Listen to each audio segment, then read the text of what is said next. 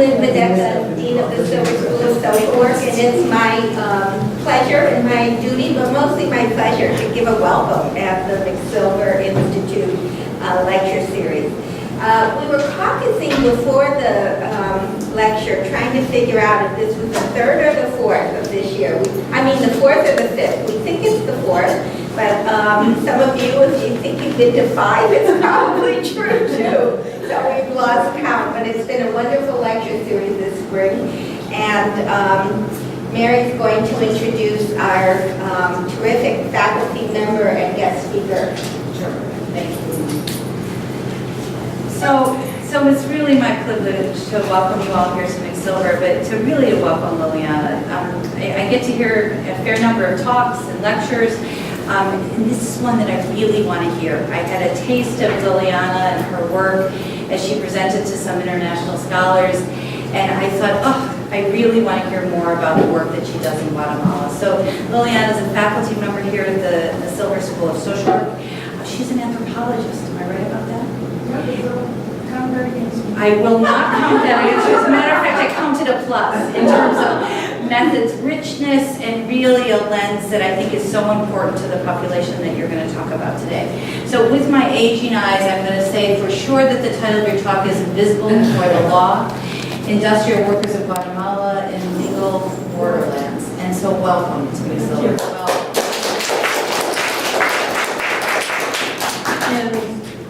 Thank you for coming on a beautiful afternoon. I would rather be in the park, right? But, if you don't see well from there, of course I invite anybody that has trouble seeing from there, as I did, to move on this side.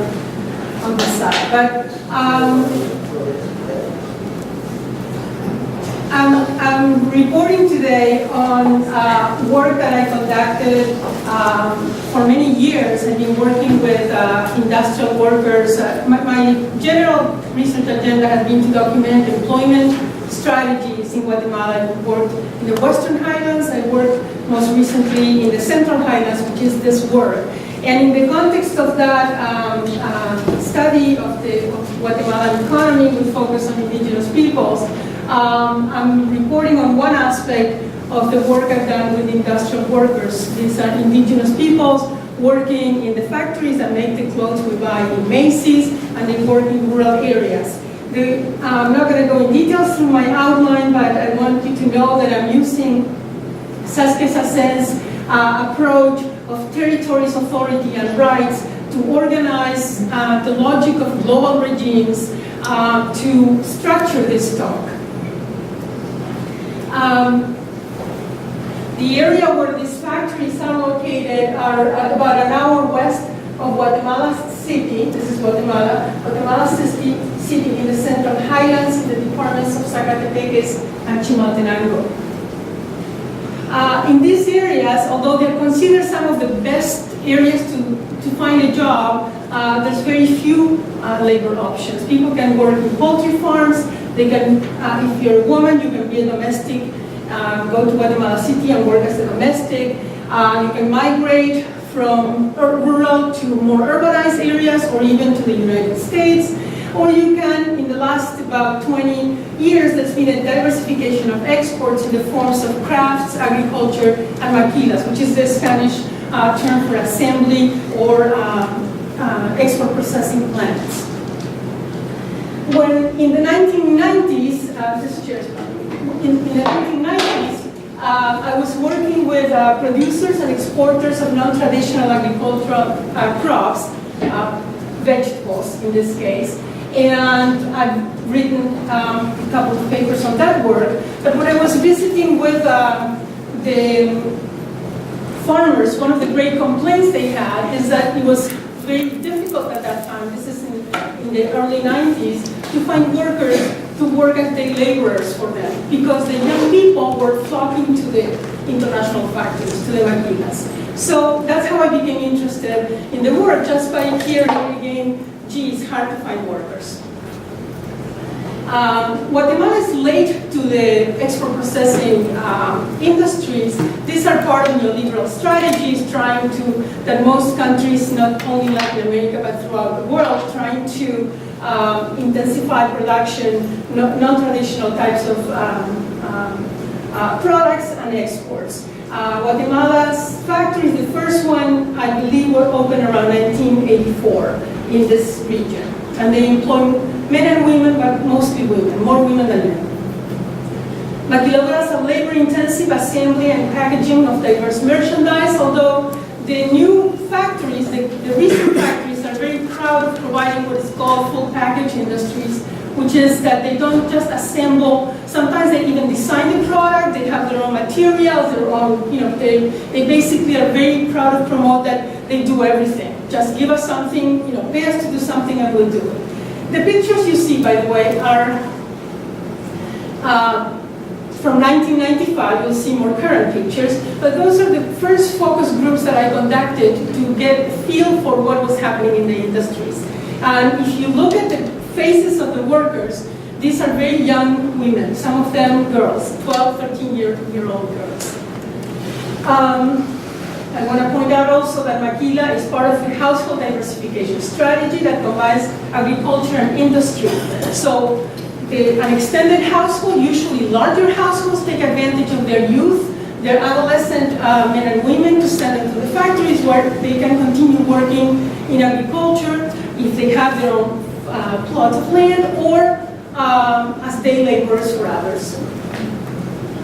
These are some of the brands that were being made through these last few years as this study was conducted, and you might be familiar with most of them.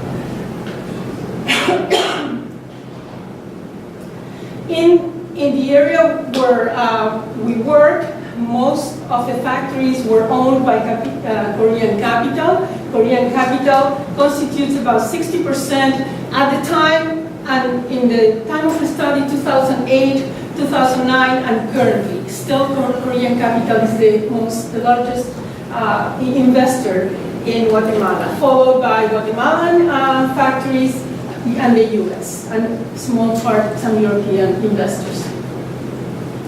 Right now, the number of factories has fluctuated. Right now, there's fewer apparel factories and more accessory companies. And that is because in China, they raised their wages. Finally, when they raise their wages in China, people close up door in China and go to either Honduras or Guatemala or Nicaragua, wherever it is that they can find cheaper labor. So that's what they've been doing all through since the 1970s up to the present. They've been closing and opening shop wherever they thought the conditions were better. And when companies say the conditions are better, means they're worse for the workers, right? I like to use, if called an expression, problematize the maquila, so you can see that it's not a simple issue to deal with. Maquilas are Guatemalan rural factories owned by Koreans that act as subcontractors for multinational corporations that make various brand name clothes with the work of Maya, indigenous peoples, mostly women, for middle and upper class sectors of the developed world. And this is my synthesis of the problem that is so complex. There's so many vectors that are cutting across, so many angles that you could look at the problem. There's issues of vulnerability, poverty, great poverty. There's gender issues, there's ethnic issues, there's the global economy, and how all those elements cut across. Inequality before the law is yet another form of discrimination experienced by the poorest people around the world, 2/3 of whom belong to ethnic minorities. Indigenous men and women, in our case, experience high levels of discrimination and skewed inequality. So in this particular study, I'm focusing on access to the law and showing that these populations don't have it. I guess I gave away my conclusions. The overarching goal of the study, from where this is part, was to study the nature of turnover in the factories and its impact on individuals and households. We have been recording high turnover in these industries throughout the world. No, we didn't know any specific, we didn't have specific data on the type of turnover in these factories, and all the information that we had about turnover was from the perspective of industry.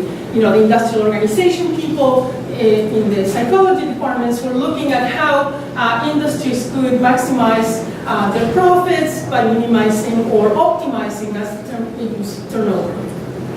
So I documented turnover and examined how it affects households and individuals that make those decisions. This is part of a mixed methods study that involved 40 semi-structured interviews with young men and women working in the factories, and a quantitative portion that consisted in a 3-way longitudinal study, 6-month intervals, because we were interested in documenting turnover, the random sample, interviewing one female head of household, or male if he was working in the Maquila, and one youth between 16 and 25, in 450 households and 4 communities, both rural and urban. So it was a large study that was funded by NSF. And these are some of the findings, mine and other major findings that are corroborated in my study. In the Maquilas, you find 3 layers of exploitation. These are indigenous peoples. They're mostly, but not exclusively, women, 70%, and they're very young.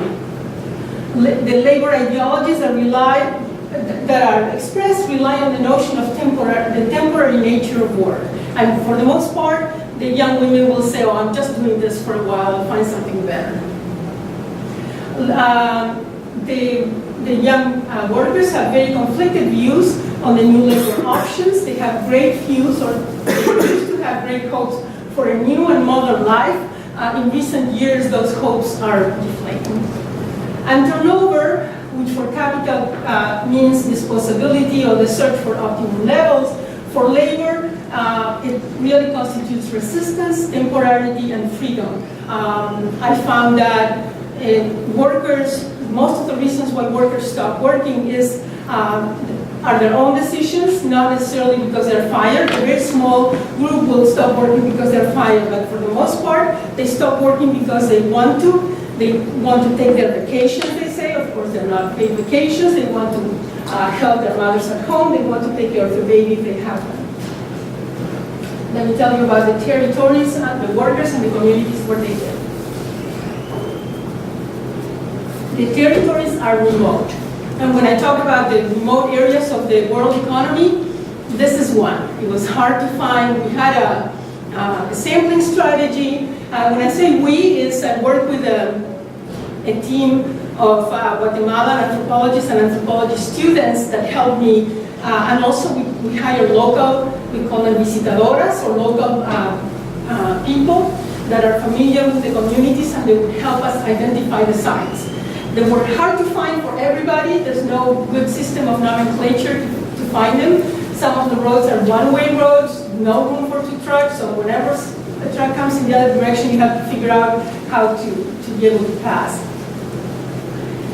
Who works in the Maquilas? They're predominantly, all these were statistically significant findings. They're predominantly younger girls, some adult males. Youth from the household with more members who contribute income to the households. Maquila workers are youth from households with more members who contribute income to the households. They're youth who are somewhat less educated than those who don't work in the Maquilas. They're youth who see themselves as controlling their destiny, and they're youth who see themselves as more independent. This is a mom with her 2 daughters, both of them work in the factories. And a mom and her daughter, she works in the factory. Workers are conflicted and feel great ambivalence about the jobs. They take long hours, forced overtime, no food or breaks, few bathrooms. For thousands of workers, there's a couple of bathrooms, so they can't really take those breaks. There's great control. Maya workers talk about hot, cold, and warm jobs. I've written about that. The favorite jobs are the warm jobs, who are near an engine but not a machine, but not right on it, so that they don't get hot, which is detrimental to their health. They do like the fact that they make new friendships and romantic and sexual relations with people that normally they wouldn't have been able to relate to. They like the fact that now they have new activities like going out after work, which normally they wouldn't have been able to. And they get to meet people from other communities. So in that sense, the social scene is something people like. And these are some of the households that we visited. Let me tell you about authority or the codes of conduct and compliance. In 1991, the first code of conduct was instituted by the Levi Company. The codes of conduct mirror guidelines offered by the Universal Declaration of the Human Rights and all the wonderful conventions of the International Labour Organization. We don't need to read them all. They're considered industry-friendly codes and offer corporations soft laws. They're not enforceable. The International Labour Organization cannot force anybody to comply with the rights of the Convention of the Rights of the Child, the rights of women, and so forth. They can just maybe shame a corporation if they're found not to comply. But there's no real enforcement. There have been some achievements from the establishment of codes of conduct, which are relatively recent. They have reduced child labor, they have reduced harassment of workers, but they tend to focus on labor conditions in the plants rather than the right to organize. The right to unionizing is not something codes of conduct even mention. There's also a form that is relatively recent called private monitoring. It's their third-party auditing and monitoring to provide impartial and standardized assessments of working conditions. Well, some of them are independent monitors, some are services contracted by the corporations. They compete for business in much the same way as the factories that they are hired to inspect. There's a very big conflict of interest with who is doing, they need the jobs. The monitors have to find people that will pay them to do the inspections. So if they declare a lot of problems in the factory, they may not be hired again if they are causing problems. So there's a lot of reports by the monitors themselves showing how they were compromised. The workers have no input in the process, and the ILO is powerless to sanction them. Workers tell us that inspections are announced in advance, that interviews with workers by monitors are not confidential, conflict of interest forcing workers to choose between expressing their claims or keeping their jobs, and workers often dismiss the contractors, find out that they reveal deficient conditions to the monitors. And of course, the workers also have the pressure from their own families who want them to keep the job, so that if they are upset and complain about the conditions, their own parents are going to say, just keep quiet and go to work. The work in the Maquilas compared to agricultural work pays better, and it pays. Every 2 weeks they get a check. Work in agriculture doesn't pay bi-weekly, it pays whenever you can sell your crops. I just chose a couple of expressions. They are truly representative of what workers say. They say they don't comply with their obligations in the labor code here in Guatemala. Sometimes they fire us, or they make us resign, or they are late with payments, or the additional pay like bonuses or severance pay, or the end of year pay, vacations, but at least it's a job. And I chose this because that's very much what workers will say. They do want the jobs. They don't want the jobs to close. They don't want us to come here and boycott the company. They don't want the factories to close and the employers to stand up and move someplace else. But they're not great jobs. In my plant, inspectors come and check to see whether things are clean or dirty. They don't tell you in advance. They just surprise us. They also go to the packing section and check the stocks being shipped. So for the most part, every time I ask about inspections or conditions, they tended to cite inspectors that probably come from the company themselves, checking on cleanliness or checking on the production quality rather than labor conditions. Another big complaint is overtime. Koreans exaggerate a lot with overtime. Overtime is not supposed to be mandatory, but they make you stay. They give you a ticket for dinner, they just leave it on your machine. If you want to explain that you cannot stay, they will not listen to you. They just leave the ticket and that's that. We sometimes stay until 10, 10:30 at night. Sometimes we have to stay the whole night and the work is done, until the work is done. This is a great problem. These are young women for the most part, and going back home is not like walking down to Washington Square. These are mountainous, I can't pronounce that word, but these are roads that are dangerous. These are areas where there's a lot of attacks and rapes, and many moms told me that they would have to sit, they would walk all the way to the main road to wait sometimes hours, sometimes all night, because they never know. They can't when the worker is coming home, and so that they can walk them back up to their houses. A lot of people talk about oficina. It's a special place. When one goes to the office to complain, they scold us. They don't let us argue about our rights, because one has rights to claim for our envelope, their wages. And the administrator says, this is the minimum salary. If you like it, take it, and if you don't, you leave. That's your problem, not the factory. Sign here and leave. And let's see where you find another job. Sometimes if we say we don't want to stay later, they shout at you and they bring you to the office to admonish you and tell you that you have to stay. They do that once in a while when production is low, and then they force workers to stay.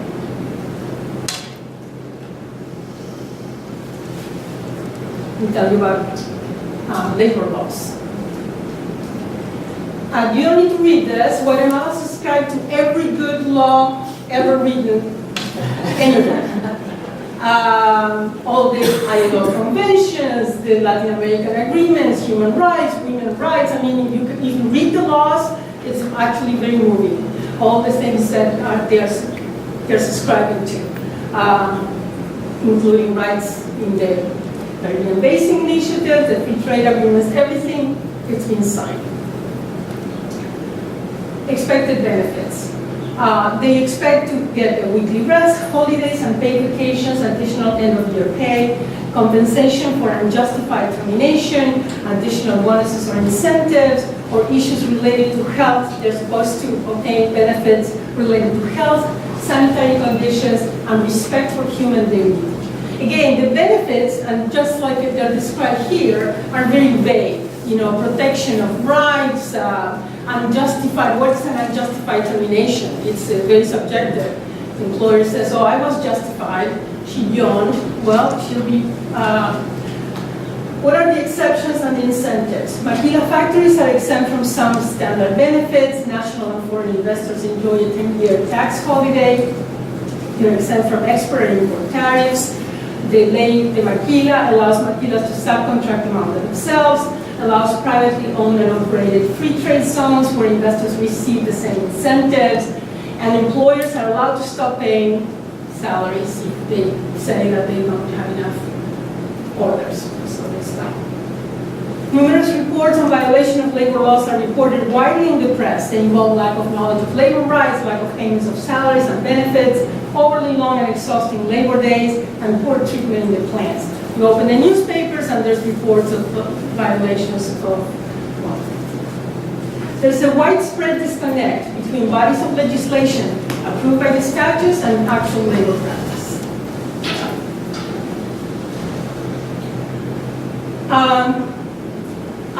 I heard and elicited and recorded tons of examples of factory closings, and this one or two are representative of those. One day they called 15 of us to the cafeteria. They said they were sorry, that it was not that we were bad workers, but they had to fire us. They did not have enough work. Did anyone from the ministry talk to you about the closing? No, only the chief of personnel of the factory. He thanked us for the work we had done for so long. He said that we were not bad workers. They just did not have enough work. Did they pay the full benefits owed? And this is interesting. No, because they said they did not fire us. Maybe it was their policy, because if they had fired all of us, then they would have to pay everyone. But they forced us to resign, and then they said they would just pay us our 13-month vacationary bonus, but not the severance pay. So this firing, asking people to resign so that the 7 or 8 years of work disappear, and then when they pay the severance pays, they will pay maybe just, none if they had just resigned. Did anyone from the labor ministry talk to the workers? None. They did not want to get involved. They never told the ministry about this. Just, of course, the ministry knows that these factories have disappeared. I mean, this is 3,000 people that one day don't have the work in the rural areas where they're very isolated areas. So if the factory closed, obviously everybody knows about it, right? But nobody defended us. Nobody, was just us and the company.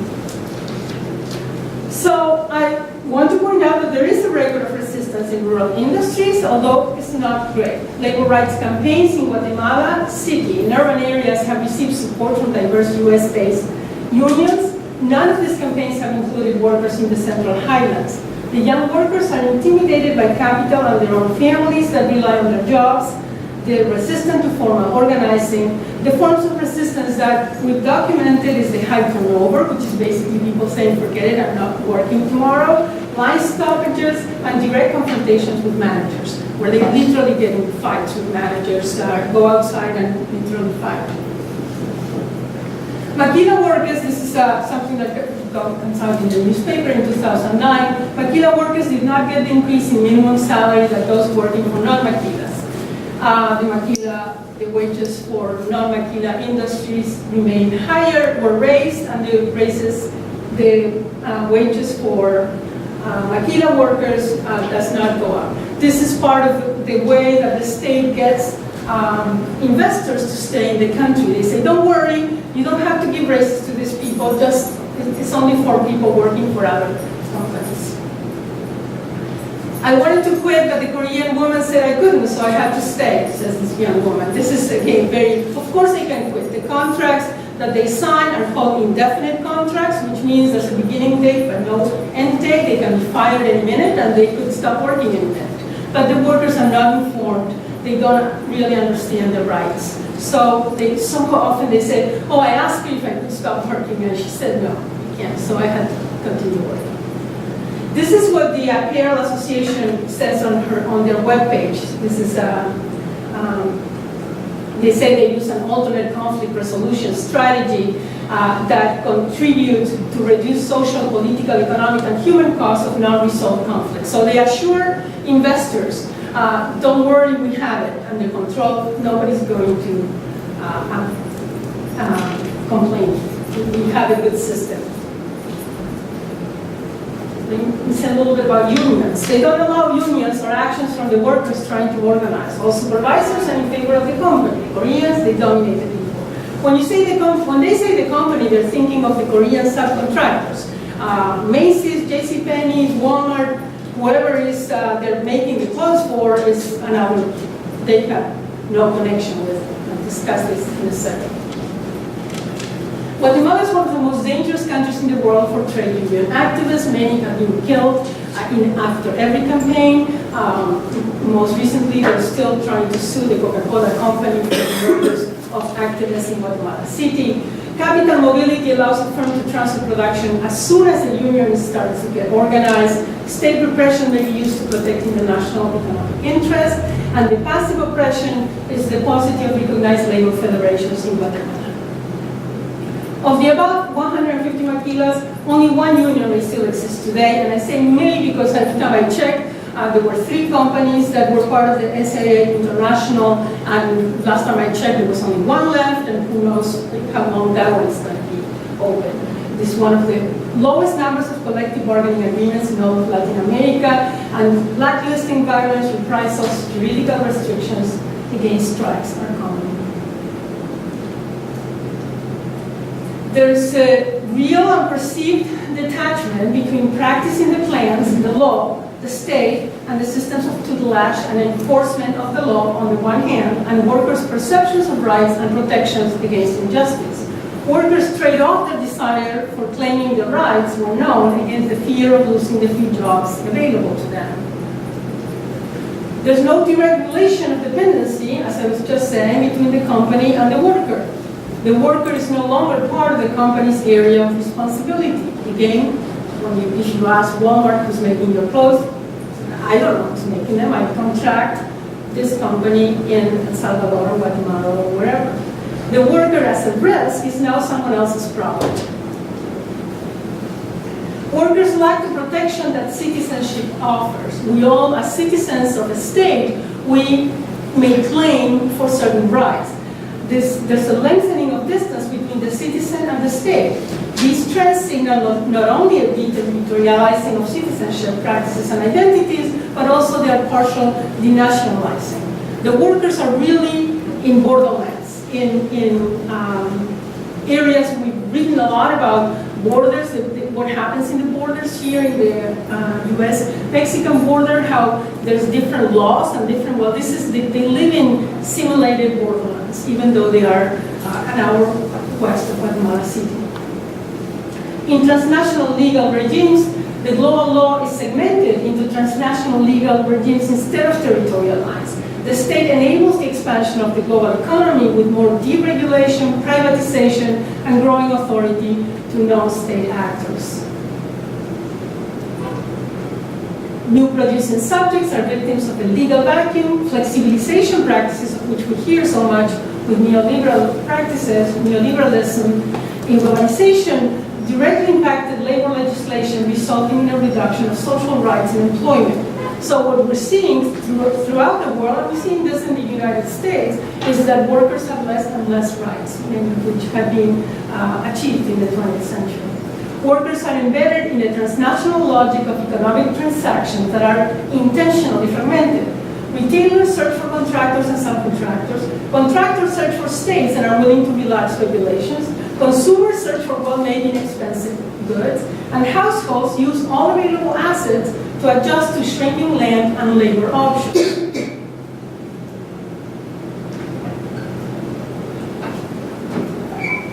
In conclusion, how good.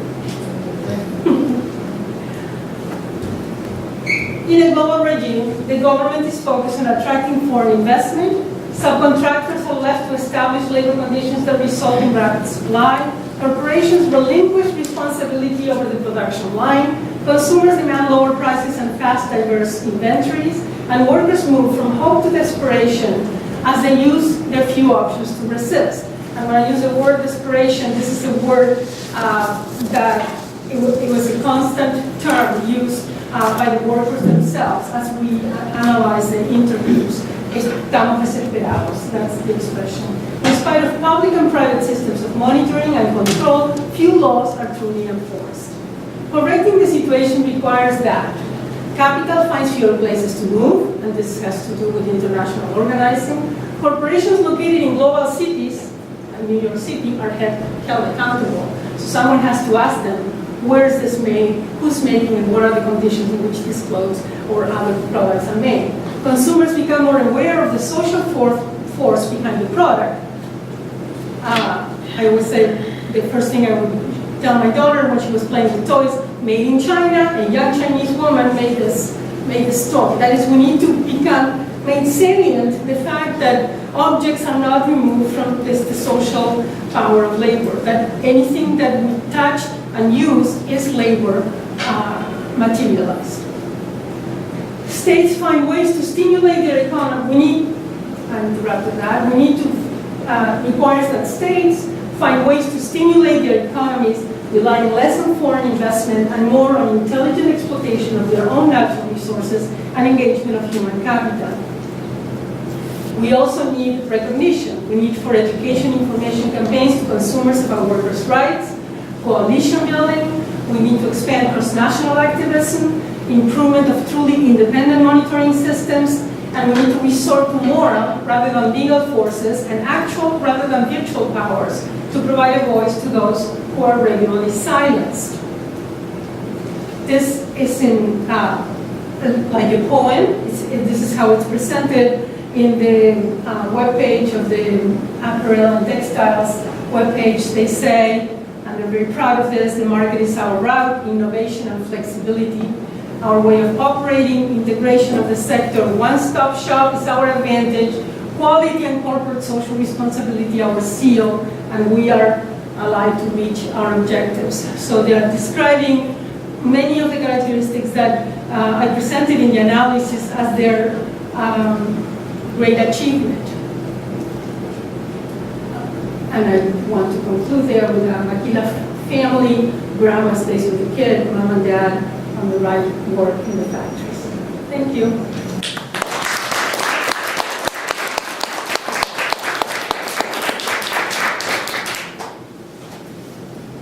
Yes. So thanks. I was really looking forward to talking to you. I'm so glad.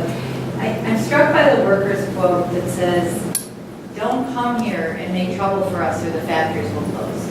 And maybe that was my interpretation. So, Well, that's the implication that they make. so I wonder if you have thoughts about at what level we should be thinking about workers organizing. Is it at the level of the factory with the Korean subcontractors, or is it the level of your corporate offices? Like, your thoughts about the level that has the least consequences for the people that you care about. These are people that can go and I mean, they do work stoppages, and they describe many times. We told them, like after they raise salaries for everybody but them, next day they talk among themselves, and the next day they said, we're not going in. So let's everybody stay outside and say, we're not going to work. So then the supervisors start saying, well, who's coming in to work? Because everybody else is going to be fired. And so for a while, nobody was going in until finally a couple of people said, I have to work. I can't get fired. I need, they need the job. So I think that we can, these populations have been left out of the system of rights and privilege long ago. These are indigenous Maya. They were oppressed from the very first invasion in Guatemala, and they continue to be treated for a while, recent time, as non-humans. Thousands were eliminated during the Civil War that began in the late 70s and lasted until the peace accords in 1986. So this is yesterday. The workers are afraid of government. They say the Koreans are bad, but who they really are afraid of is government. So whenever anything bad happens, they say it's the government that's, because they have reasons to be afraid of government. They've always been oppressed by government. So that's one area where when I would ask them, why don't you go complain, go to the ministry, they have an office in the city, the town. Maquilas is a small town, but you could go and talk to someone, a representative. They'd rather not. They're afraid of getting in trouble with government. So they have to deal with the Koreans who are, and I say the Koreans because that's the term the workers say, they also call them los chinos, the Chinese. They have to deal with them, and they are considered people that will not be helpful. They're considered to be mean. They're also very paternalistic. They hit them in the back if they talk, if they don't seem to be paying attention, and so forth. There's, the layer of they're young, so they can be treated like children. So in answer to your question, I think all the action has to happen here, in universities, in the corporations, in the places. You probably remember Kathy Lee Gifford, who was in 1996. The whole debacle that she was producing clothes in El Salvador, she was accused of using child labor. She said she didn't know anything about it. But that started a movement of students in the US. And that movement, I can't say that it went terribly far, but because students in universities were able to get their universities not to buy sweatshop-made clothes, that had an impact in factories that ended up changing some conditions. Most recently, the Russell company in Honduras, they had closed when workers started organizing. They complained to the International Labor Organization, and then the organizations here in the US said, we're going to stop buying from Russell, which makes all the sweatshirts, all the Champion brands, all the Fruit of the Loom brands, things that we buy a lot here. And they said, we're going to stop buying. They went back at least until 2011. They had gone back and allowed the union to happen. So the way that these companies respond is by saying, we're not happy with you. We can't let workers put their lives at risk. So, two questions. The first one is just to pick up on the point you're making now. I was thinking during your presentation, is the most effective way to bring more rights or better working conditions to the Maquila workers, is the most effective way for the consumers and the privileged consumers in the developed countries to increase their awareness, to stand up and bring attention to the abuses and so on. And I was thinking, you were talking about the college gear sweatshop. I was thinking recently about the expose of the electronics factories in China making the Apple products. And It seemed to me that there was enough of an outcry that, at least in the medium term, then I read some articles about improvement in employment conditions and so on and so forth. Now, that doesn't really tell you what's happening on the ground necessarily, but do you think that is an effective strategy? Do you think it's the best, most likely to be effective organizing strategies for the many workers around the world who are in this position? Or do you think it's ineffective and why?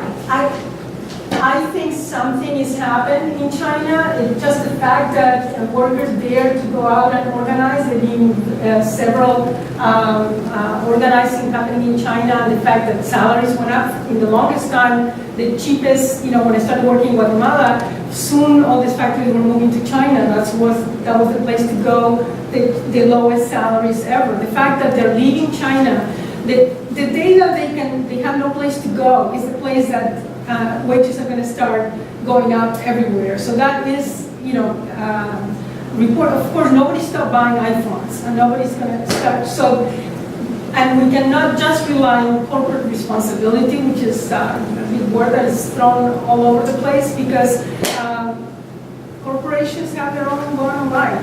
They don't want to make less money. A lot of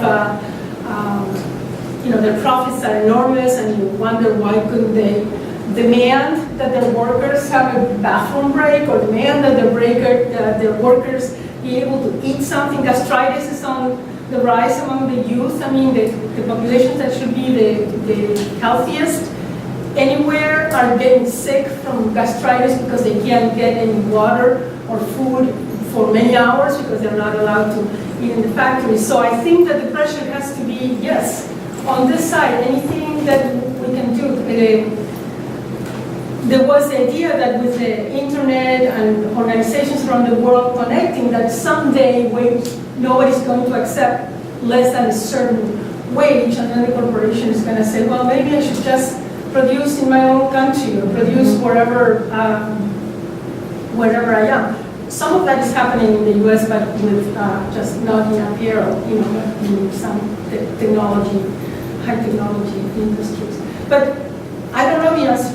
But I do suspect that is one. It's work from this side. We are the consumers. We buy all that stuff. The people that make these things in Guatemala, I've heard funny things from workers asking who would wear these things. Why are they clothes so enormous? Who are they for? Why are they so wide and so long? I mean, these are, one woman who said that she was making these blouses that were sheer, completely sheer. She says, do they wear this where you come from? You can see everything through. Why would anybody put on a blouse that doesn't cover anything, right? What's the point of having a blouse that is sheer? So there's no real even understanding. It's not that they don't participate in that. Some of them, like the people that buy in Walmart, some of them are poor migrants that have come to the U.S. right? That come from some of the same populations. Maybe not necessarily they're indigenous, maybe they're mestizos, that come from Guatemala and Salvador and other places, although indigenous peoples have also migrated to the U.S. But those are the people that are going and buying a lot of the products in Walmart, and they're demanding the low prices. So I always say this is a cycle where even some of the same participants are feeding it, because we have a world of migrants that cannot afford higher prices in clothes and others. Yes. So, thinking about the pictures as well as like the dangers to the young women going home, being taken advantage of in the workplace, and the poor health conditions. And I'm wondering if it's intergenerational, like do the mothers in this photograph, do they expect that their children will grow up to be Maquilas, or is there some kind of idea that maybe they can be something else, even though they have like this limited resource in this remote area? Or is it just the accepted way? There's not that many options, right? These are, this is something I've written quite a bit about, because I started working in Guatemala before the factories came, and most of the people were involved in agriculture. So we vividly saw the transition from agriculture to industrial work that historians documented for the 15th century. in Europe, right? We saw people negotiating in their minds what does it mean to work out inside? What does it mean to work next to someone, not to be able to sit in the shade or not to be able to take a break whenever you're tired? What an agriculturalist would do. You work very hard, you work many long hours, but when you need to sit down, you need to find a shade, when you need to drink water, you have those freedoms. So it became very clear to youth that they didn't want that for themselves, that agriculture was not a modern life.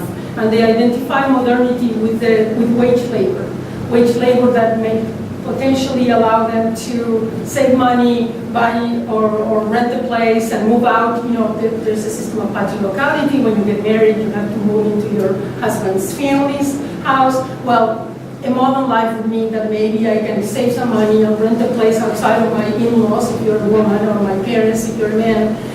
So there were great hopes. Now the hopes are very limited. There's not that many other options. So what do the mothers and the parents say? Is go to work. We need the income. And one of the things I documented in the 2011 study is what did families do when the workers chose to take their vacation. That is when they say, forget it, I'm not showing up for 2-3 months, and then they would go back and get in another factory. And some of them had to resort to literally hunting, gathering, very small game, gathering of roots and gathering of herbs, and sell those wild herbs in markets. So many had to resort to very basic subsistence activities. So nobody likes that. So the parents are encouraging the young people to go work. Yeah. So you have these 16, 17-year-old girls, and they're working in the factories, and all of a sudden they're bringing home a paycheck. That's right. How does that affect the family dynamics? That's really good question, Jim. No, that actually is a good question, because all the relations in the household change when the young people go to work and bring cash. These are very patriarchal societies. These are very, the relationship of a girl with a father is always very limited. And when she starts bringing money, her status in the household changes. Girls say, you know, everybody treats me better. Everybody's asking. My brothers want to get them this, and my mother says next time we'll get paid. I mean, the money's not enough for much because they can hardly pay. It's more than in agriculture, but still they need to pay transportation to and back, and they have to buy their food and so forth. But still, that raises their status in the household. When they stop working, that actually downgrades their status in the household. So those. When I say that turnover is a form of resistance, it has some positive and some negatives too. What's the education system like in these areas? Yeah, families will usually, elementary education is mandatory. They have to send their kids to school. Families will send boys and girls for 2-3 years, and then they keep the girls home, and any money that they have will use it for the education of boys. It is socially acceptable that if there are resources, they'll both go and finish elementary school. But when resources are limited, they're going to be used for boys. And most of the girls say, when I ask them what you use the money for, it's usually to pay for the education of my younger brother. And when you say pay for the education, I mean, these are free schools, but just buying books. I mean, this is high levels of poverty. So just buying the notebook and not being able to help your father in the fields, or not, just removing that help is a big investment. So they could finish elementary school in the communities where they live. If they're going to go to high school, they have to go to the head township, which is around there. Within 20 minutes, they can all get to do what is called the basic system, which would be the first 2-3 years of our high school. And then if they want to finish, they would go to the cities nearby. And of course, universities, they're mainly in Quetzaltenango, the second city, and Guatemala. I'm curious, in similar to to Lasoy's question about moms switching out, because I guess the generation of young women who started working in Maquilas, they may have young adults themselves now. And is there any difference in, since they are late earners, is there any difference in their desire, willingness to maybe have a different experience for their children, specifically around education? Every single mom I talk to says they would have loved to send their kids to learn and be educated. There's not a single person that I ever talk to that doesn't talk about how great it would be. And when I talk to the young women themselves, they wish so much. They had, some of them said they begged their fathers to please let them go to school. Some say how the first day of classes they were waiting for the bus with their notebook that they were able to buy themselves, and the father said, no, you're not getting on the bus. So having access to education and the lack thereof is very salient. They feel that that would be the only way of getting out of a situation that is very limited, very few options for them. But as an idea, as a value, it is value, but it's not always executed. Yes. So it appears this population, I mean, they're in a very difficult situation. It seemed like a lose-lose, they're in a lose-lose situation. If there is an action that is set up either directly or indirectly to try to improve the labor laws or improve their situation, it seems they're going to be in a worse situation. I don't know if you understand what I'm trying to say. So I'm just wondering, how do you help this kind of population? Because if you help them, they seem to be in a worse condition. If you don't, well, they have the job, they have some little money, it's keeping them going. Industrial organization people here in the developed countries, like the US, Western Europe, have managed to convince industry that if you give workers a little better conditions, they're going to be more productive. Right? That's why you put music in the labor place, or you put a window, or you put in practice some things that may make people a little happier because they're going to be more productive. There's research that shows that. So I think one of the things we need to do is to convince the people that start the orders, that is the companies we shop at here, that if they were able to put pressure on their subcontractors on putting better conditions, they may get actually better clothes and better quality and more. So that probably is the way to go. Everything I write, I always mention the issue of gastritis and the issue of food because it would be so simple to allow workers. We understand the logic that if they're eating spaghetti with meatballs, they may get the clothes dirty. That's the excuse they say. You can't bring food because you will get the clothes dirty. But of course, that's not part of the diet, Maya diet, and all they want to bring is a piece of bread and some water. So none of that would, so that if someone would be saying, well, maybe if they eat in the middle of the afternoon or in the middle of the morning and drink water, they'll be working harder, which is what all workers say. They just, by 10 o'clock, they say, their stomach starts hurting, they just wish, they can't wait until they have the break for lunch. I don't have a good answer, but I think the more we educate ourselves about these issues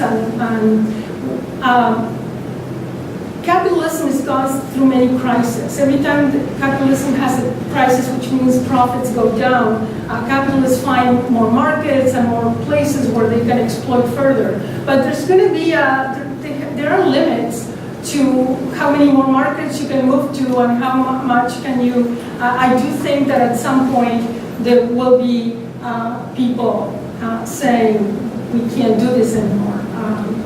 There are examples of alternative labor strategies. Where I come from in Argentina, we've seen strategies when the crisis where people started their own labor, organized and owned factories. So there's a limit to how much they can write. Slavery didn't last forever because it was not productive for slave owners to keep slaves any longer. They realized they needed wage laborers to be able to demand more and let them rest and so forth. So something may change. Have there been any groups, let's say Guatemala City, internal to Guatemala, who have gotten together in order to advocate for these workers? Only workers' organizations, but they're very persecuted. They have been workers' organizations and unions. Maybe you're familiar with the Van Heusen company that makes shirts. They were able to put together a union. It closed, it reopened, they organized, but now it's closed again. Van Heusen is not producing anymore in Guatemala. So they've been efforts, and they've been very dangerous for people, and people lost their lives. So people are scared of anything that could be understood as rebellion. I mean, this is not just Guatemala. In Latin America, we're all, afraid of the army, the police, and the government. Yes. So I was going to ask you to talk a little bit more about the political and governmental context. So you just said a little bit more now about the fear in everyday people. I know more about nearby countries like El Salvador and the political and the governmental turmoil. I don't know as much about Guatemala. Yeah. So if you could put that in context, and is that part of the forces that are working against better progress for the workers, the Maquila workers?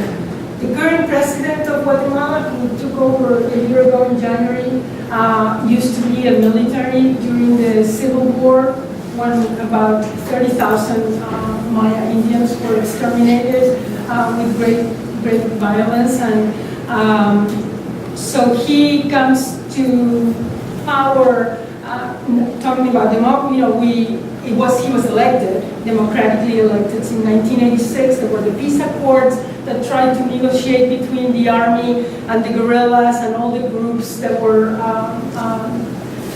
fighting the army, and all the,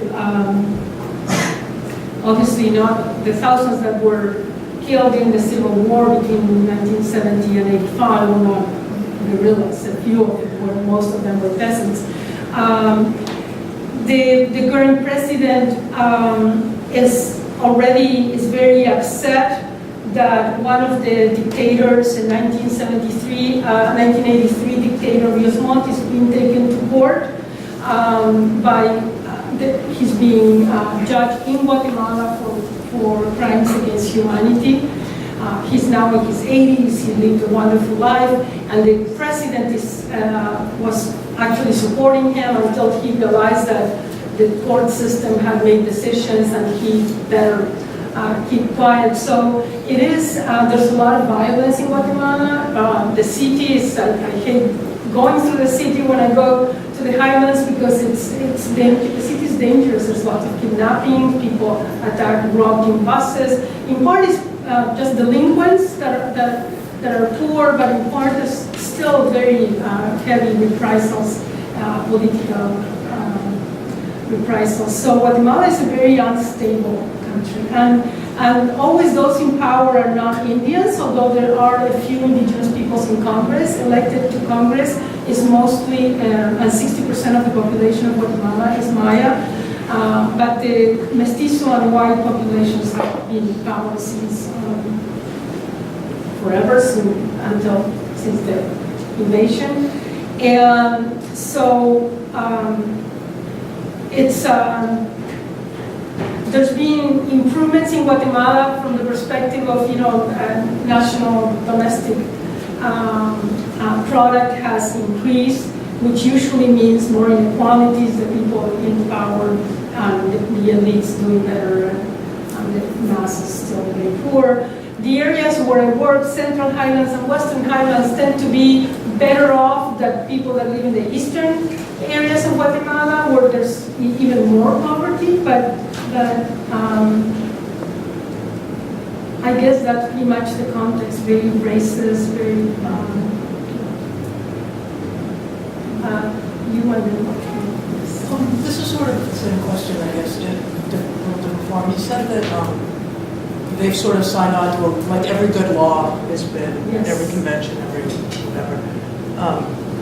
And it would seem like, I know in Ayacucho, at least in Peru, after Shining Path, the same sort of thing happened, but the response by the government was to really make an effort. I mean, it had a truth commission and all of that. There's a real effort to reconcile and to sort of just to protect human rights in a real way. And it seems like that's not happening.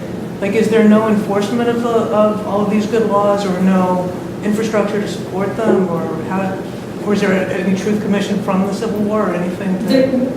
We had a truth commission, as I said, that it's or something, you know, they call the agreement. I'm blocking on the name, but those happened in '86, and there was an effort. The army basically was reduced. This was one of the biggest armies. So the army was reduced tremendously, but all the people that were fired from the army became the delinquents that are stopping the buses. Civil society is very, it's kind of a complicated country, a broken country. People there say, you know, we have volcanoes, we have earthquakes, and we have the military. You know, everything seems to conflate. And as I said, even indigenous peoples have voted for more authoritarian governments themselves because they feel that they may bring more order, that there is chaotic situations, so that sometimes it's difficult to understand, but it does happen that a lot of indigenous peoples have voted for parties on the right that are very, you know, we're going to bring peace and order, peace and order, that kind of thing. So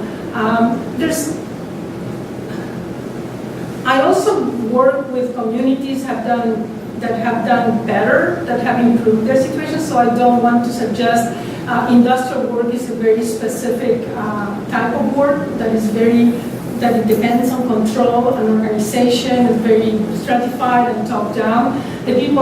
Some of the people that still are able to continue with agriculture or not export of non-traditionals, or the peoples in the Western Highlands that are producing clothes for the market, they're not doing great, but they do rely on some more independence. So I'm not suggesting that all of Guatemala is tobacco. I'm just saying this is one particular area where things are bad. And I might say I feel much safer when I'm in the Western Highlands in indigenous communities than when I'm in Guatemala City, which is really kind of a scary place. And so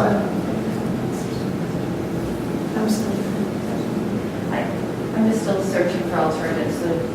well, maybe we can work on that. That's right. So I think That is something that social workers can think about, is how to think about these issues and try to change things and not maintain the status quo. So that was, you actually, came close to my question. So are there alternatives? Are there NGOs, human service organizations, economic development efforts that potentially even out this field in other ways? Is there a presence? There's lots of NGOs throughout Guatemala, some very tiny, some larger. There's some good work done in support of women's. We produce offering work to women. I talked in the department about one such example a year ago. There's many agricultural NGOs that are trying to teach people how to produce better crops and how to establish new markets. So yes, there's a lot of that in part because the state is not doing what it has to do, so that has been replaced by private and non-government, other non-government kind of efforts. But yeah, there's many and many are actually a student of mine, 2 students of mine did some work on those NGOs, one with coffee growers and one with producer of non-traditional crops in the Western Highlands, not in this region. And they found that they were limited, but at least they were doing something positive. So, yes. Robert and so do you know what's been done? Is there anything being done with the end product, the companies? You mentioned You mean the originating companies here? The companies here, yeah. Is there any, the U.S. company, Independence is German, they're like Tommy Hilfiger, Calvin Klein. So is there work being done? Vancouver funds domestic violence programs here.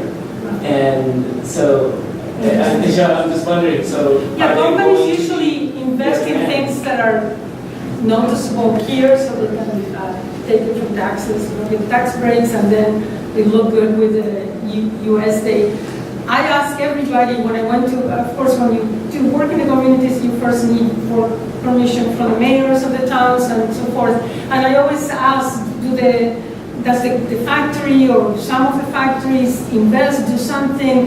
And they always look at me like, what do you mean? I said, well, did they help with the school or with the clinic? You know, there's no clinics in these towns or health posts.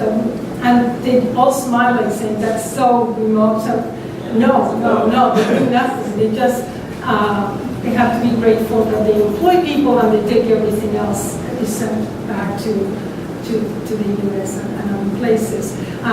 I think that again, most of these corporations are going to have a line in their web pages that talk about corporate responsibility and what they do for, organizations, the guilt money that they all have, and we could probably put more pressure in those areas so that the money goes to invest elsewhere. But there's this kind of thing in the US, right? You don't want to invest outside of the, you don't want you want the credit to stay here.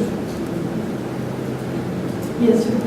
I was just curious, it seems like it's a slightly different scenario, but I've been in the Dominican Republic for 2 years, and there seemed to be, with kind of probably more higher level positions, but there seemed to be a very kind of strong correlation between getting a good job and who you vote for. So in other words, if there was like a person, if you were showing support for a particular candidate, you voted for them, and then if they won, there was kind of a wink and a nod and you got a good job. If they didn't, then you were kind of out. I'm wondering if at some level there's any political ties with these factories, and if that kind of affects their voting, or if they vote, and that sort of. I don't think with the factories, because these workers are really powerless. Nobody. There are, of course, politicians that go around giving money and resources to people. If you vote for me, they give the voting slip, and they get something in exchange. And people say, well, he was nice, friendly, whatever. Sometimes they vote for me, sometimes they don't. But I don't think it's linked to them being able, in this case, to get employment in the factories. Usually there's more workers than positions, so there's always lines of people applying for a job. And if they are between 16 and 25 and they haven't gotten in trouble, and they have to have an ID now because of, in part, the Catholic Gifford stuff required that the age go up to 18 instead of 16, which used to be. But still people borrow IDs so they can work as long as they have a sister or a cousin or someone. I have a lot of people that say they were able to work for many years with the cousin's ID, but when it was time to get the time paid, because they didn't have the real ID, they couldn't get paid for their severance or for whatever. But yeah, I guess the answer is I don't think in the factories it's an issue. How's corruption played in all this? Yeah, everybody talks about corruption at all levels. I mean, when this government came up last year, he walked in. I mean, they don't have the transitions that are here that they start preparing. He walked in and there was debt. All that they found was debt. All the money of the country was gone. So that was his first speech. I mean, don't particularly like the man, but the first speech was, there's no money, there's nothing. All we have left is debts. And whenever is a change at every level. So people talk all the time about corruption. I don't have data on corruption. I just know that that's a major issue. Thank you so much. Thank you.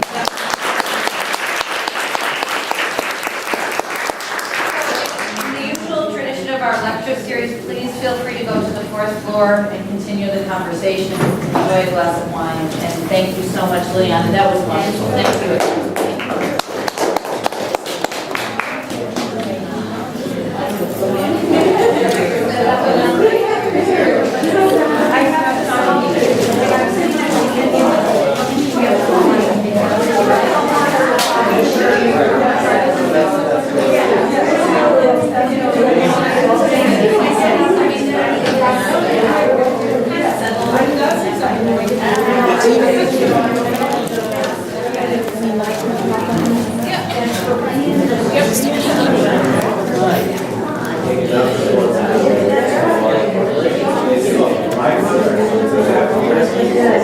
Yes.